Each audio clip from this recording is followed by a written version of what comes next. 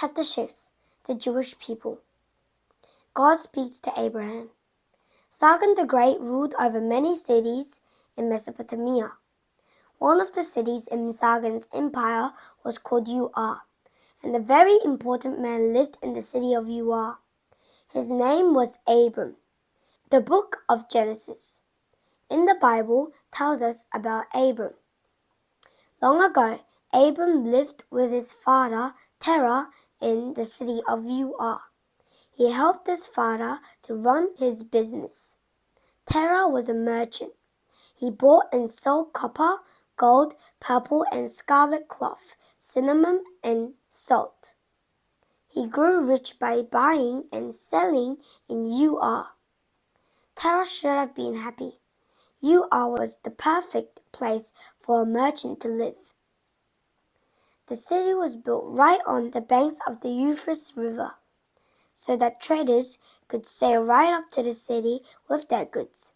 But Terah lived in difficult times. After Sargon's death, his empire had fallen apart. The kings of the cities around Ur were fighting with each other. Tribes of wild people called Gutians were invading the land between the rivers. If Ur was attacked, the city might be burned. Terah could lose all of his riches in the war. Terah worried and worried. He asked the ancient Mesopotamian gods what he should do. He made extra sacrifices to the moon god, the special god of the city of Ur. He even went to Ur's largest ziggurat and asked the moon god to protect him from evil. The ziggurats were special pyramids built with steps up the sides so that priests could go up to the top and sacrifice to the gods. Finally, Terah decided that he would take his family and leave Ur. He took Abram and Abram's wife, Sarai, with him, and set off to find a better place to live. They traveled along the banks of the Euphrates River, looking for a city to settle in. When they arrived at the city of Haran, up north of Mesopotamia, Terah liked what he saw. Haran was a rich city where people came to trade, and the people of Haran also worshipped the moon god, so Terah felt right at home. Terah and Abram and Sarai settled in Haran. Terah started to work as a merchant again. Abram took care of the sheep, goats, and cows that Terah bought with all the money he earned. The whole family was doing well, but Terah was an old man, and after several years in Haran, he died. Then Abram became the head of the family. One night after Terah's funeral, Abram went out for a walk in the dark. He leaned his arms on the fence surrounding his flocks and listened to the noise of sheep and goats. He wondered whether he should keep on farming or whether he should become a merchant like his father. Maybe he should go back to Ur where the rest of his relatives are. He thought to himself, maybe I will ask the moon god or one of the other gods to tell me what to do. Suddenly he heard a voice say, Abram. He looked around, but he didn't see anyone.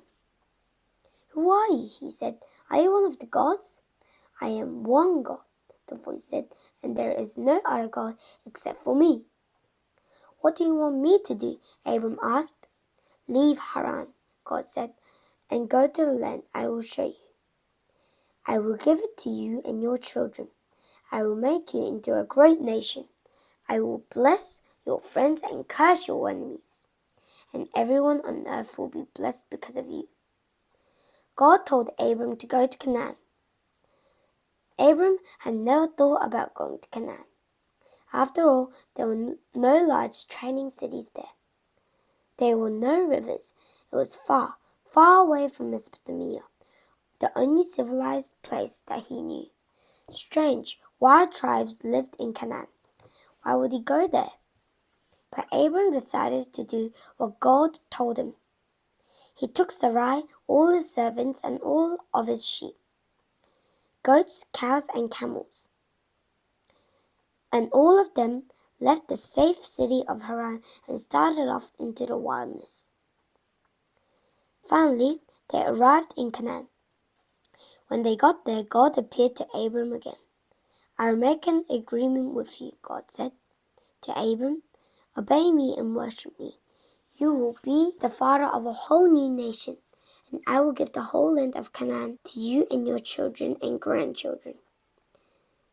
I am going to change your name from Abram to Abraham, because Abraham means father of many children, and I am going to change Sarai's name to Sarah, because Sarah means princess. Sarah will be the mother of the whole nation of people."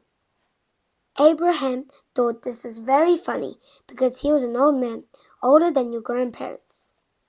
He laughed and laughed at God's promise. "How can Sarah and I have children?" he asked God. "Nothing is impossible for God," God said. And the next day Sarah had a baby, when she was at least 90 years old. Abraham and Sarah named their son Isaac, which means laughter, because they have laughed at God. Isaac had a son named Jacob, and then Jacob had sons, 12 of them. These 12 sons all had families of their own. All of these families lived in Canaan. Eventually, one of Jacob's sons had a whole tribe of people named after him. The tribe of Judah was named after Jacob's son Judah. The tribe of Benjamin was named after his youngest son, Benjamin. These 12 tribes became known as the Nation of Israel, or the Jewish people.